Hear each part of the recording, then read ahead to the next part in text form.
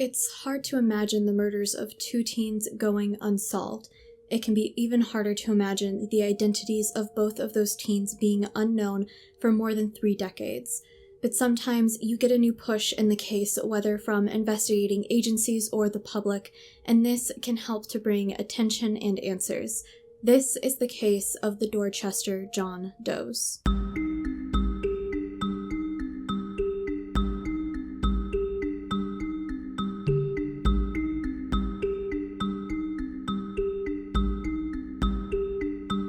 Before we begin, I just want to remind everyone that you will find important info in the description box down below, including contact information and relevant case IDs to today's case.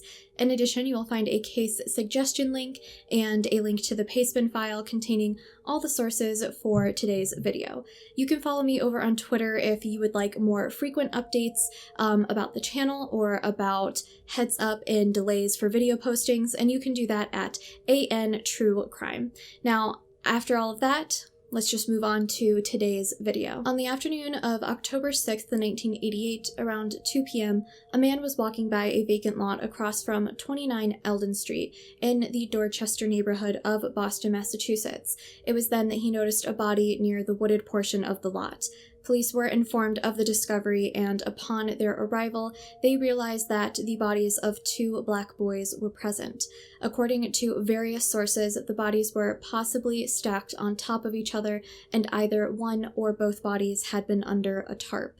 Now, the bodies were transported to the coroner's office, and it was determined that they had passed away a few days previously. The cause of death for both boys was an execution-style gunshot wound to the head.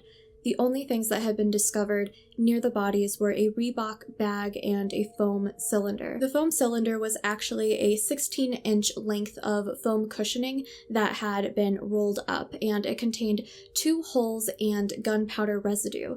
This led investigators to believe that it had been used to suppress the sounds of the gunshots that took the lives of the 2 boys. At some point, a woman was brought in on unrelated charges to the boys' deaths, and she mentioned having met 3 black teens from the Bronx whose names had been given as Clayton, Hooker, and Flip.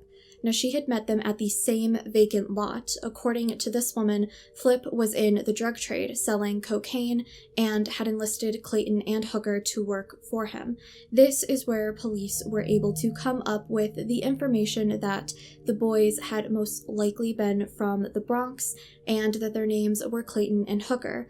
Flip, the third person the woman who spoke to police had seen at the lot, was described as 17 to 19 years old. He stood at 5 feet and either 7 or 8 inches. He had a medium build and was wearing a lot of gold jewelry around his neck. He also had 2 golden front teeth, and each had a design on it. One design was a half moon, the other was a star. Now, investigators believe it is most likely that Flip had returned to New York City. It seems that largely due to the conversations with this woman, investigators came to the following most likely conclusions. The boys were from the Bronx in New York. They may have been named Clayton and Hooker, and they may have been of Jamaican descent.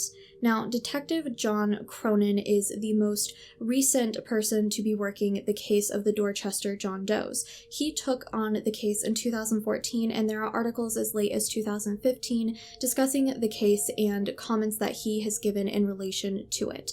He's quoted as having told one source, "It's strange, a 14 or 16-year-old kid never came home and no one ever said anything.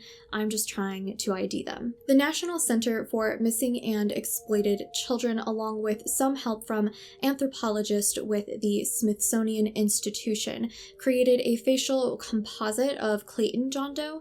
It appears that the same could not be done for Hooker John Doe, possibly due to his level of decomposition.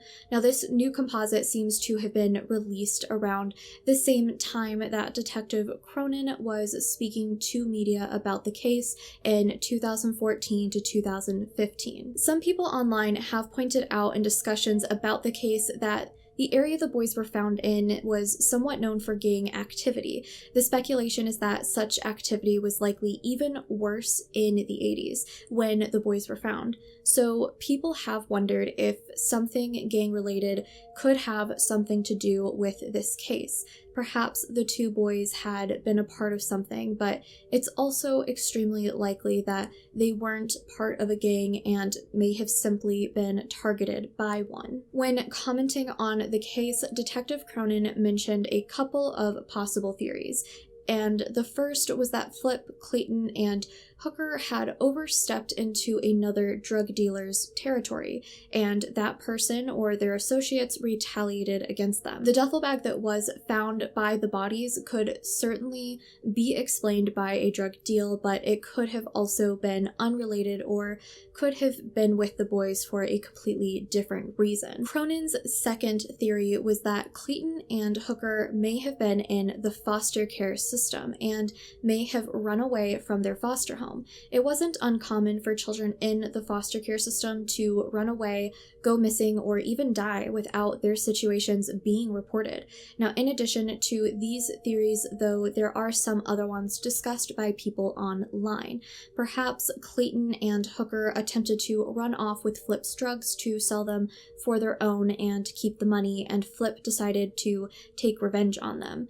Perhaps the boys had originally been from Jamaica or another Caribbean island, and their family had overstayed their visas and they felt as though they couldn't report the children as missing.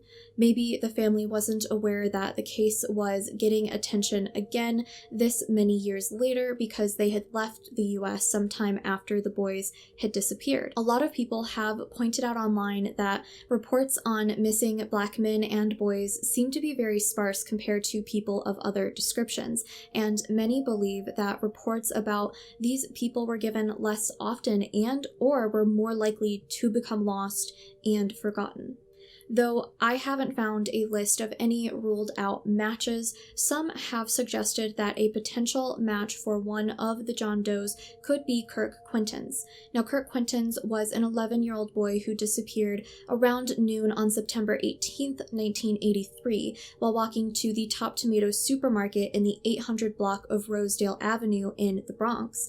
Now, he had been on his way to buy a can of pop for his mother at the time. He was last seen collecting empty bottles from a vacant lot near the store, which was only a couple of blocks away from his own home.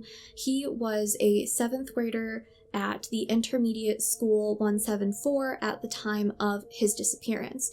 Now, it isn't clear if investigators have looked into this possible match or not, but some online do think that it has good potential. Kirk was only a month away from his 12th birthday when he disappeared in 1983. He would have been 16 years old at the time that the two John Does died, putting him within the age range of either Doe.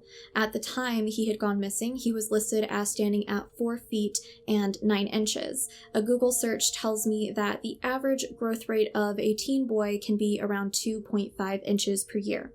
And while this will, of course, actually be different to some degree for every single person, if we operate under the assumption that Kirk grew taller at a rate of about 2.5 inches per year for the next 5 years, meaning from 1983 to 88, his height would have been a good match for Hooker John Does.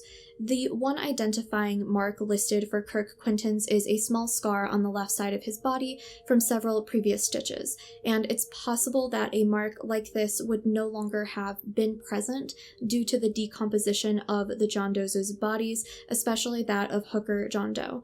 I have also seen a couple of people online mention that they feel the age progression for Kirk could fit with the composite of Clayton John Doe if he were aged up appropriately. However, I will leave you to make that opinion on your own. Now, if you want to know more about Kirk Quintens' case, I will include a link to his Charlie Project page in the source list, which is linked in the description box down below. As far as descriptions go for the John Does, this is what we know about them. Clayton John Doe, or John Doe 1, was a Black male between 14 and 16 years old who stood at 5 feet 4 inches and weighed between 128 and 132 pounds. He had black hair which was worn short and cropped and had brown eyes. At the time of his death, he was wearing a gray and black sweater, a blue shirt, blue jeans, red gym shorts, white socks, red jockey underwear, and white and blue Avia sneakers. This John Doe's first name may have been Clayton. Hooker John Doe, or John Doe number 2, was a black male between 15 and 17 years old who stood at 5 feet 10 inches and weighed 160 pounds. His hair was black and was a ½ inch long and curly, and his eyes were brown. At the time of death, he was wearing a long-sleeved black knit shirt or sweatshirt, black J. Vance pants with a thin gray pinstripe, a green army belt, red, white, and olive green colored briefs, and white and blue Nike sneakers. This John Doe's first name may have been Hooker. Now, if you have any information related to the Dorchester John Does, then I would highly urge you to contact the Massachusetts Office of the Chief Medical Examiner at 617-267-6767. You can also contact the Boston Homicide and Cold Case Unit at 617-343-5837. You could also contact Crime Stoppers at 1-800-494-6372. All information submitted to Crime Stoppers is kept confidential, and Boston police have stated that they are not interested in the identities of anyone submitting tips. They are only interested in information that will help them to solve this case and identify the John Does. So what are your thoughts on today's case?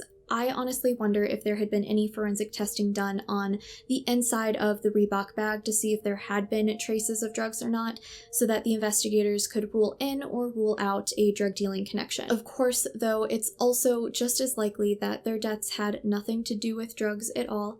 Perhaps they were just in the wrong place at the wrong time. I hope that these boys, if they were in the foster care system, that whoever was supposed to be caring for them filed missing persons reports. From all of my research on this case, it seems that it wasn't uncommon for these kinds of reports to never be filed in relation to children in the system. But let me know what your thoughts are on today's case in the description box down below. Just remember, as always, to remain respectful. You can also help me to keep putting these cases back into the public eye by sharing this video or someone else's, or even by liking, commenting, or subscribing. Even just watching videos like these, it helps to keep the victims' stories in people's minds. So thank you so much for watching today's video, and I will see you all again soon for another case.